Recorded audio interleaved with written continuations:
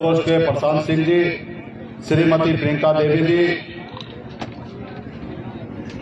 सोमवती बिंद जी, अमृत लाल बिंद जी, श्रीमान दिनेश कुमार बिंद जी, इस सभा में उपस्थित कमलेश कुमार बिंद जी, डॉक्टर उमाशंकर बिंद जी, सत्य प्रकाश जी, राम सुंदर बिंद जी, एडवोकेट लालचंद्र बिंद जी, इस सभा में उपस्थित मनोज कुमार बिंद जी, सूर्यमणि बिंद जी, श्याम बिहारी बिंद जी जो बिहार से आए हैं, प्रभारी रत्नेश बिंद जी, लालचंद्र बिंद जी, विवेक बिंद जी, कप्तान सिंह जी, इस सभा में उपस्थित राजेश कुमार देवरिया जी, आरती देवी जी, भीम शंकर बीडीओ साहब बीडीसी और तमाम हमारे इस सभा में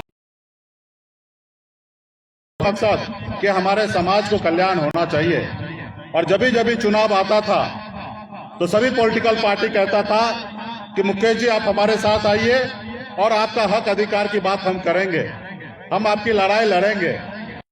अब मैंने भी उनके साथ देना चालू किया, 14 में साथ दिया कि शायद अच्छे दिन हमारे भी आएंगे, लेकिन हमारे अच्छे दिन नहीं आएंगे।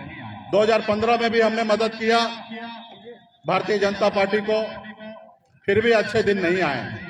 2017 में उत्तर प्रदेश में भी हमने काफी मदद हमने भारतीय जनता पार्टी को किया, उसके बावजूद भी हमारे अच्छे दिन नहीं आए। मुझे एहसास हो गया कि ये लोग हमारे अच्छे दिन कभी नहीं लाएंगे और हमें अगर लड़ाई लड़ना है तो खुद मैदान में उतरना पड़ेगा। जो मैं त्रिपाठी जी या दुबे जी या चौबे जी या अमित शाह जी या मोदी जी या हमारे जितने भी नेता उनको कह रहे हैं कि काम करने के लिए, वो काम तो हम भी कर सकते हैं, सिर्फ उस जगह पहुंचने की आवश्यकता है। और उस जगह पहुंचने के लिए धन दौलत की आवश्यकता नहीं है साथियों, वहां पे पहुंचने के लिए वोट की आवश्यकता है। अब वोट हमारे पास है। इस देश में जब संविधान लागू हुआ, अंबेडकर जी ने हमें एक ताकत दिया, लोकतंत्र में वोट गिराने का अधिकार हमें मिला। जो हमारे वोट का ताकत है उतना ही ताकत मुकेश अंबानी के भी वोट में उतना ही ताकत है। हमारे भी वोट का गिनती अगर एक होता है तो देश का सबसे अमीर व्यक्ति का भी वोट का गिनती एक ही होता है, या देश का प्रधानमंत्री का भी वोट का गिनती एक ही होता है। लेकिन हम लोगों ने और हमारे पूर्वज ने, आजादी के 75 साल बीत गया, हर 5 साल में 2 बार वोट गिरता है, एक बार लोकसभा के लिए और एक बार विधानसभा के लिए। लेकिन दुर्भाग्य की बात यह है कि हम लोगों ने दूसरे को राजा बनाया, अपने बच्चे को कभी राजा नहीं बनाया, अपने हक अधिकार के लिए लड़ाई नहीं लड़ा। और उसका नतीजा यह है कि हम लोग इतने गरीब हैं, हमारे बच्चे इतने गरीब हैं, हम 2 लाख रुपया 3 लाख रुपया भी सालाना नहीं कमाते हैं, लेकिन देश के प्रधानमंत्री को हम गरीब नजर नहीं आते हैं। लेकिन चौबे जी दुबे जी 8 लाख कमाने वाले लोग आज उनको गरीब नजर आते हैं और 10% आरक्षण उनको लागू कर दिए। लेकिन हमको वर्षों से हम लड़ाई लड़ रहे हैं, लेकिन हमको आरक्षण लागू नहीं कर रहे हैं। जबकि हमारे समाज को दिल्ली में आरक्षण मिल रहा है, बंगाल में आरक्षण मिल रहा है, बीन बेलदार नुनिया मला सभी उपजाति को बंगाल में आरक्षण मिल रहा है, दिल्ली में आरक्षण मिल रहा है, लेकिन बिहार में, उत्तर प्रदेश, झारखंड में नहीं मिल रहा है। ये क्यों नहीं मिल रहा है भाई? जब देश एक है, देश के संविधान एक है, जब देश के प्रधानमंत्री एक है, तो हमारे साथ भेदभाव क्यों हो रहा है? हम कोई नई आरक्षण नहीं मांग रहे, आरक्षण तो लागू है, लेकिन कुछ प्रदेश में लागू नहीं है। उत्तर प्रदेश में भी हमारे निषाद कई उपजाति मझवार का आरक्षण लागू है, लेकिन बिंद को मल्ला को नहीं है, बिंद को नहीं है, लेकिन हमारे बेलदार को लागू है। तो भैया कहीं ना कहीं जो गलती पूर्व में हो चुका है उसको सुधारने का काम किसका है? जो देश में प्रधानमंत्री है उनका काम है, राज्य का मुख्यमंत्री है उनका काम है, लेकिन आप कर नहीं रहे। तो साथियों, हम सबको हक अधिकार के लिए लड़ाई लड़ना है और इसलिए हमने निर्णय लिया कि नहीं, अभी दूसरे के पीछे नहीं घूमना है, अपने हक अधिकार के लिए संघर्ष करना है, लड़ाई लड़ना है। और 2018 में बिहार में हमने पार्टी बनाया और हम 2018 में पार्टी बनाए और 2019 में हमने लड़ाई लड़ा, यूपीए गठबंधन के साथ में गया चुनाव हमारे परिणाम हमारे लिए पक्ष में नहीं रहा, हम चुनाव हार गए, लेकिन हमारे हौसला नहीं हारा। फिर हम मजबूती से लड़ाई लड़े और 2020 आते आते बिहार का सत्ता का मालिक बन गया निषाद का मल्ला का बेटा। आज बिहार में भले 4 ही विधायक हमारे पास है, लेकिन जिसके पास 74 विधायक है उससे हमारा विधायक कम नहीं है। आज हमारे दम पर बिहार में सरकार बना हुआ है साथियों। आज हमारे विधायक अगर हट जाए तो सरकार गिर जाएगा, 74 वाला भी हट जाए तो भी सरकार गिर जाएगा। ये ताकत हमारे पास है। आज बिहार में निषाद का बेटा मुख्यमंत्री नहीं बना, लेकिन बिहार में वो ताकत है कि निषाद का बेटा बिहार में मुख्यमंत्री बनाया। अगर समर्थन नहीं देते तो शायद बिहार में मुख्यमंत्री श्री नीतीश कुमार जी नहीं बनते। ये ताकत हम में है। और ये कैसे हमने कर लिया? सिर्फ 2 साल में हमने कर लिया। अपने वोट बैंक की ताकत हमने पूरे बिहार में हर एक पॉलिटिकल पार्टी को दिखा दिया, और हर एक पॉलिटिकल पार्टी निषाद के सामने में झुका और गठबंधन में लाया और आइए हमारे साथ और राज कीजिए। आज बिहार में निषाद समुदाय के लिए हर तरह से हम काम कर रहे हैं।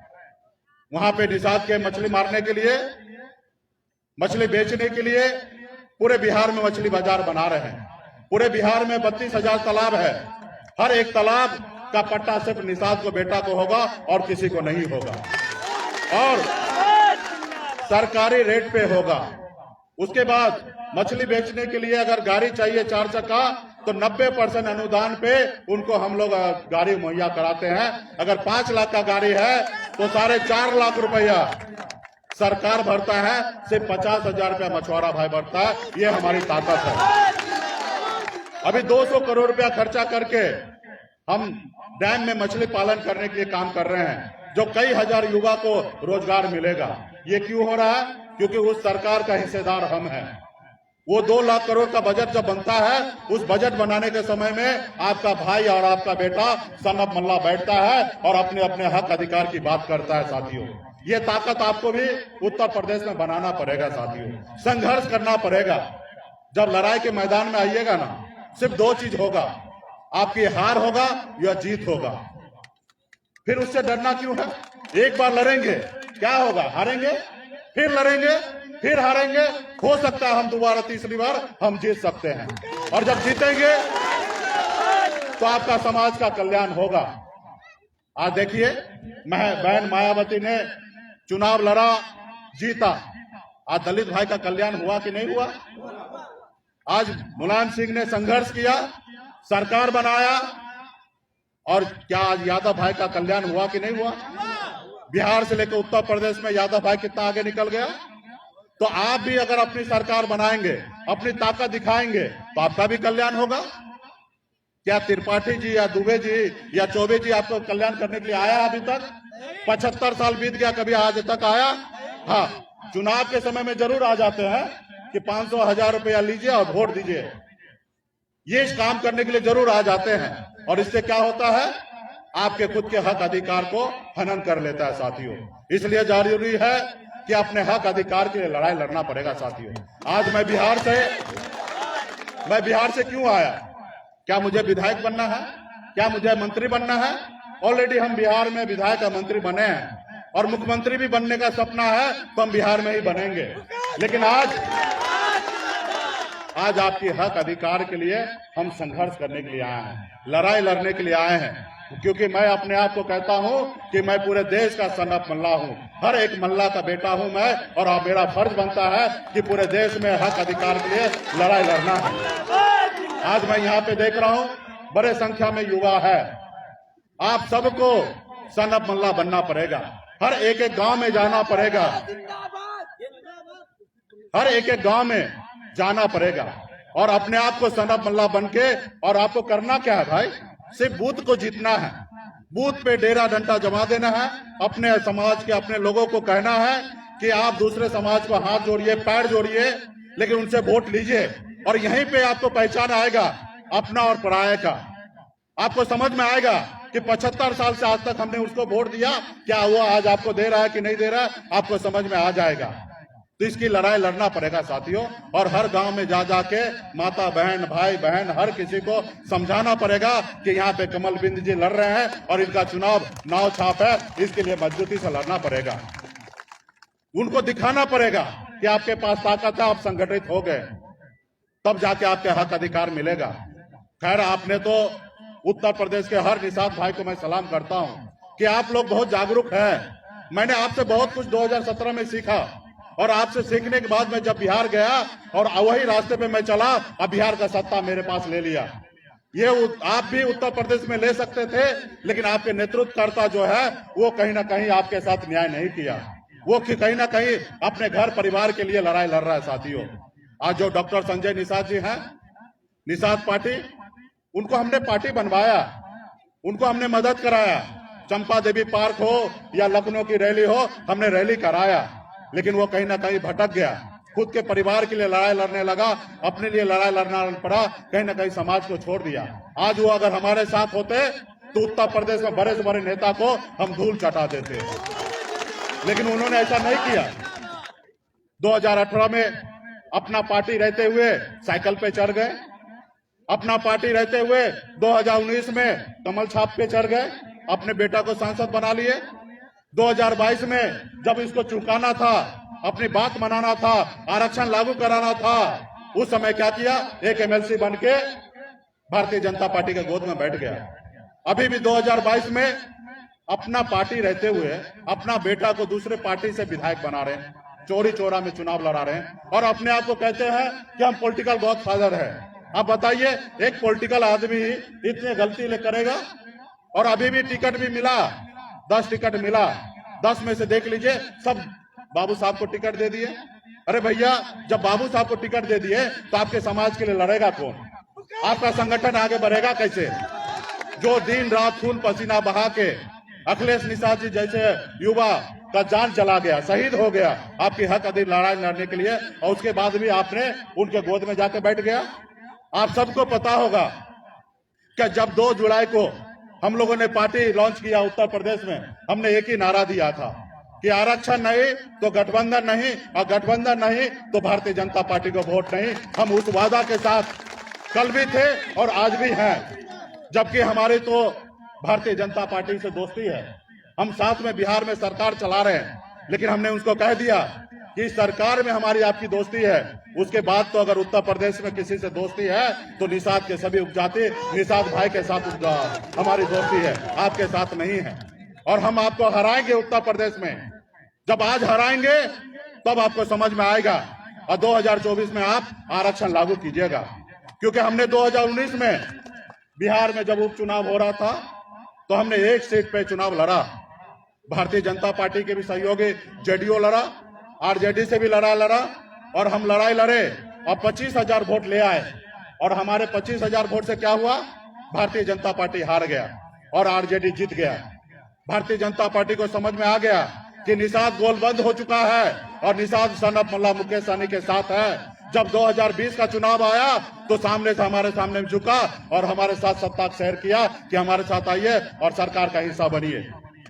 जब डरा तब आपके साथ किया। आज देखिए, किसान भाई ने 1.5 साल 1.25 साल आंदोलन किया और उनको लगा कि किसान भाई नाराज है तो कृषि कानून वापस लिया। उनसे ताकत देखा, डरा तो कृषि कानून वापस लिया। लेकिन आप वर्षों से लड़ाई लड़ रहे हैं, लेकिन आपसे नहीं डर रहा। अगर डरता तो शायद उत्तर प्रदेश में निषाद को आरक्षण लागू कर देता चुनाव से पहले। अगर मैं उनकी बात मानते रहूं और उनके साथ रहा तो फिर 2024 में भी आरक्षण नहीं करेंगे। आज उनको हम चुनाव हराएंगे, उत्तर प्रदेश से सत्ता से बाहर करेंगे, तब मोदी जी को, योगी जी को एहसास होगा कि नहीं, निषाद समाज हमसे कट चुका है, अभी इनके लिए हमें कुछ करना पड़ेगा। और जब दिल्ली की लड़ाई होगा तो आपको भी पता है कि मोदी जी चाहेंगे कि हम दिल्ली में रहे, और रहेंगे तो भैया एक हाथ से आरक्षण लागू करो, फिर हम आपके साथ हैं, वरना फिर दिल्ली से भी आपको खदेड़ देंगे। तो जब तक आपसे डरेगा नहीं तब तक आपके लिए आरक्षण करेगा नहीं। तो इसलिए साथियों, आप आने वाला पीढ़ी के लिए लड़ाई लड़िए, जिस तरीके से हम लड़ने के लिए आए हैं। आज आपके हक अधिकार के लिए लड़ाई लड़ रहे हैं। आज आपसे दोस्ती करने के लिए आए कि जब हमें दिल्ली पे चढ़ाई करना पड़े तो आप हमें साथ दीजिएगा और वहां पे जाके चढ़ाई करेंगे। आज आप देखिए, 25 जुलाई को पार्टी लॉन्च किया। आप और हम, पूरे दुनिया फूलन देवी को मानते हैं कि महिला का उदाहरण है, कि महिला दुनिया को बता दिया कि महिला सिर्फ चूड़ी नहीं पहनती है, अगर उनके साथ अन्याय करोगे तो बदला लेना जानती है। वो हमारे कुल से, हमारे परिवार की बेटी थी, माँ थी। हमें उन पे गर्व होता था और अभी भी होता है कि वो हमारे कुल में जन्म ली। आज हमने निर्णय लिया कि जब हम उत्तर प्रदेश में मैदान में उतर रहे हैं तो माता फूलन देवी का आशीर्वाद लेंगे। अब पूरे हर मंडल में, उत्तर प्रदेश के 18 मंडल में एक प्रतिमा पे माला चढ़ाएंगे और उनके आशीर्वाद लेकर आगे बढ़ेंगे। लेकिन उत्तर प्रदेश की सरकार ने क्या किया? एक भी जगह प्रतिमा लगने के लिए नहीं दिया, ना ही माला चढ़ाने के लिए दिया। तो कहीं ना कहीं माता फूलन देवी का अपमान नहीं किया, आपका और मेरा अपमान किया। क्योंकि फूलन देवी जी आज हमारे बीच में जिंदा नहीं है। आज उनको अपमान हुआ या नहीं हुआ उनको नहीं पता है, लेकिन आज आपको और हमको पता है कि ये सरकार भेदभाव करके उनको साथ कितना अपमान किया कि उनके प्रतिमा पे एक माला नहीं चढ़ाने दिया। भाई फूलन देवी ने क्या गलत किया? उनके साथ लोगों ने गलत किया, उन्होंने बदला लिया। उसके बाद भी देश के कानून ने उनको सजा दिया, 10 साल का सजा काटा।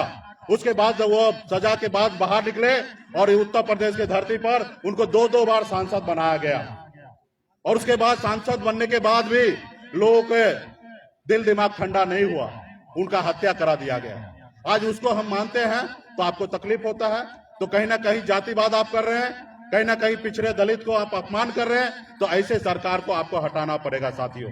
आज मोदी जी 5 किलो चावल देता है। भैया हमें चावल नहीं चाहिए, हमारे बच्चे को नौकरी चाहिए, हमारे लोगों के लिए शिक्षा चाहिए, हमारे लोगों के लिए स्वास्थ्य चाहिए।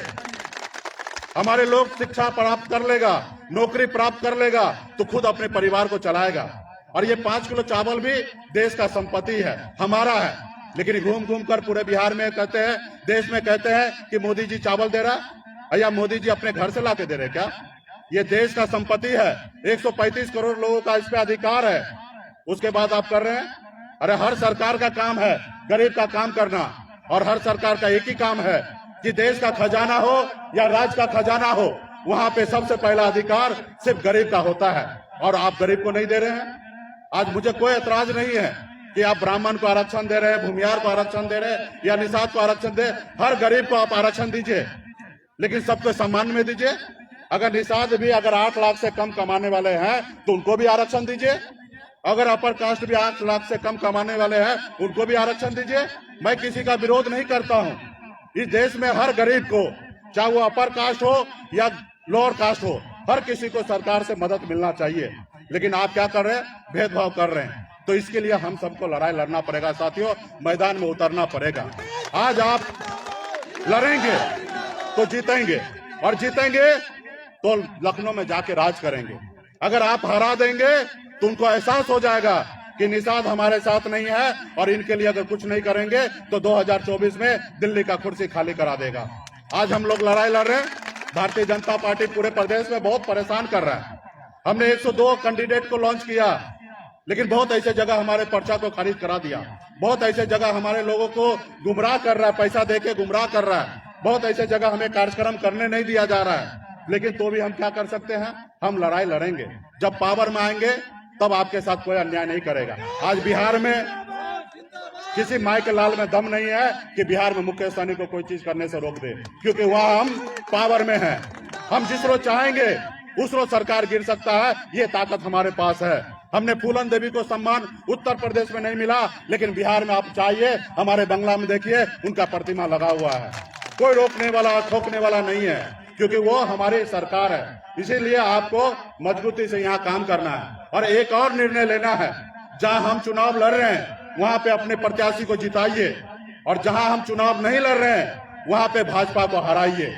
और वहां पे भाजपा को हराइए, और वहां पे जो जीत सकता है, सपा, बसपा, कांग्रेस, जो प्रत्याशी मजबूती से लड़े उनको मदद कीजिए, लेकिन भाजपा को हराइए। क्योंकि आपका जो दुश्मन है वो भाजपा है। इसलिए दुश्मन है क्योंकि दिल्ली में तो वही बैठे हैं ना, क्योंकि आरक्षण तो उन्हीं को करना है। और इसको जब तक हराएंगे नहीं सत्ता में रहने वाले को, तब तक उसको दर्द नहीं होगा। और जब दर्द होगा तो अगली बार आएंगे हमारे साथ दोस्ती करने के लिए। तो इसलिए साथियों, मजबूती से हर एक युवा, आपका समाज, आपका पार्टी बहुत गरीब है। हम बहुत मेहनत करके यहाँ तक पहुंचे हैं। हमने कहा ना, 900 रुपये महीने पे नौकरी करते थे। जहां नौकरी करते थे वहीं सोते थे। वहां पे शौचालय पब्लिक के इधर 1 रुपया देके फ्रेश होने के लिए जाते थे। ये जिंदगी मैंने देखा है। लोग कहते हैं ना कि हमारे इधर बहुत समस्या है।